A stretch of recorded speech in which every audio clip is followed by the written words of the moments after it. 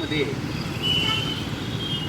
ज्या वेळेला हिंदू गर्जना मोर्चा या राम मंदिर चौकापासून सुरू करण्यात आला, त्यावेळेच्या सभेमध्ये प्रभाग क्रमांक 16च्या नगरसेविका ॲडव्होकेट स्वाती शिंदे यांनी घोषणा केली होती की राम मंदिर चौकामध्ये रामस्तंभ आणि राम मंदिर चौकाचं सुशोभीकरण आणि 100 फुटी भगवा ध्वज या ठिकाणी उभा करणार।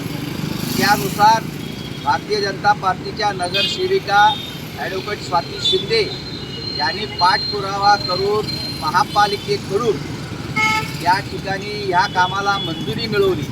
अंदाजे 20 लाखाचं काम या ठिकाणी होणार आहे आणि 100 फुटी भगवा ध्वज या ठिकाणी उभा केला जाणार आहे। त्याच्या कामाचा शुभारंभ सांगलीचे लोकप्रिय आमदार सुधीरदादा गाडगीळ आणि भाजपाचे प्रदेश उपाध्यक्ष